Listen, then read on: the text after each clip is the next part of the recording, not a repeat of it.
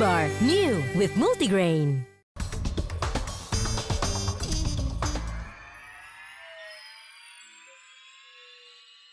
Dipersembahkan oleh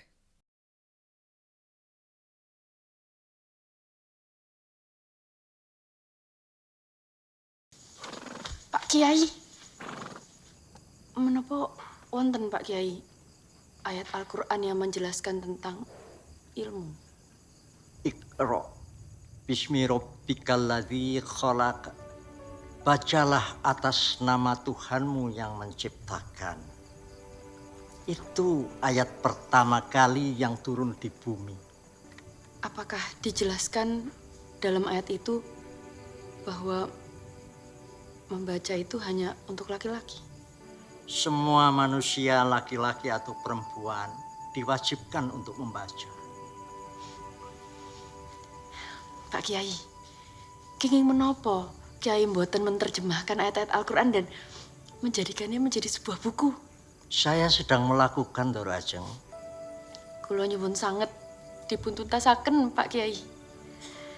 Saya benar-benar ingin mengetahui lebih dalam apa isi Al-Quran. Insya Allah. Mas Anung, kenapa itu penting dimasukkan? Sebetulnya yang paling berjasa untuk memasukkan adegan ini adalah Robert Roni. Karena dia yang memaksa saya untuk, ini harus dimasukkan. Saya bilang, aduh nanti terlalu jadi film religius nanti film ini. Saya bilang begitu. Tapi ternyata setelah saya melihat secara utuh, kami harus mengatakan kepada bangsa ini, penduduk negeri ini bahwa agama mayoritas Islam itu sebetulnya ayat pertamanya adalah Iqra, yaitu membaca. Jadi mari kita membaca. Dan Kartini, dia yang justru malah menginisiasi bahwa Quran itu harus diterjemahkan agar supaya diketahui artinya oleh semua orang. Dipahami oleh semua orang. Kita kasih tepuk tangan Hanung Bramantyo. Saya mau ke Mbak Christine. Penutup Mbak. Penutup mewakili semuanya. Ketika orang datang menonton film ini, keluar dari bioskop, apa yang Mbak Christine harapkan akan didapatkan oleh orang yang datang ini? Sejarah itu jangan disikapi atau seperti sebuah catatan yang usang, ya, tapi harus dihidupkan kembali dan harus dijiwai kembali. Kalau kita sudah bisa menjiwai dan menghidupkan sejarah itu kembali di dalam hati kita dan dalam pikiran kita, insya Allah kita akan bisa lebih menghargai hasil dari para pejuang-pejuang bangsa ini. Terima kasih Bu Christine, Ayu terima kasih, Mas Anung terima kasih.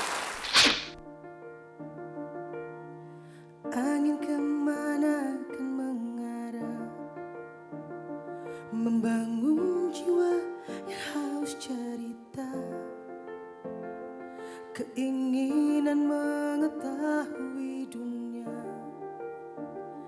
mengabaikan rasa cinta dalam jiwa. Semua berawal dari mimpi, hanya kita yang bisa mewujudkan. Sampai di mana batasnya pengorbanan, sedang pengabdian tak pernah berhenti. Aksara yang menari di atas awan cukup jelas menuliskan harapan.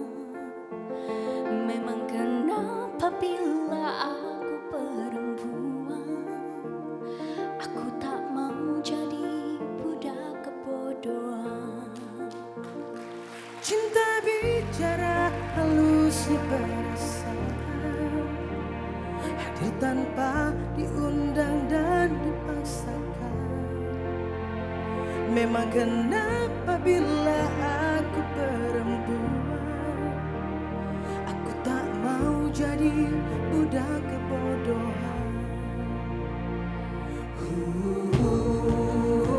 Tulisan-tulisan Kartini nyaris tak dibaca lagi, kehidupan Kartini jarang dipelajari dengan rinci. Inilah yang membuat Kartini menjadi semata kultus, tak ubahnya monumen yang hanya dielus-elus. Terlalu lama kiprah Kartini dibikin sederhana, disalahpahami dengan karnaval sanggul dan kebaya. Padahal hayat Kartini begitu kaya dengan hikmah tentang keberanian bersuara di tengah resiko yang berlimpah.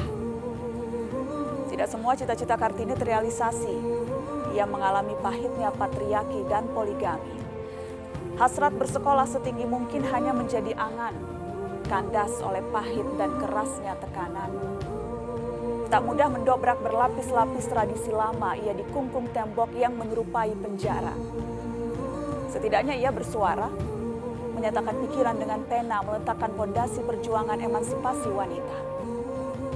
Kartini begitu merindukan kemerdekaan dan kesetaraan.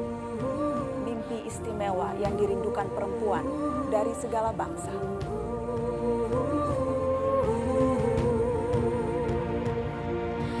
Kidung ilalang pun berlagu,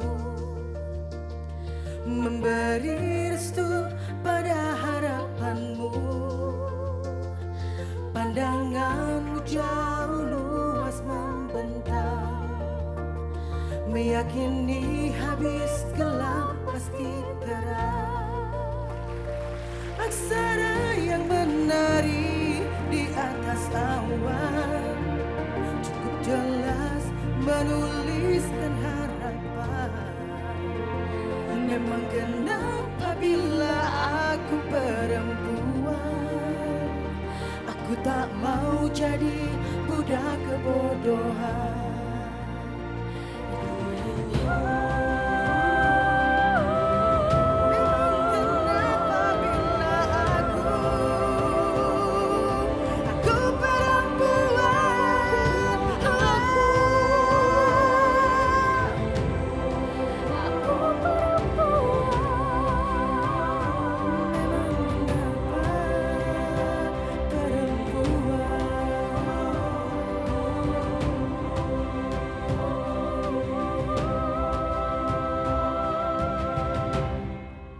Dipersembahkan oleh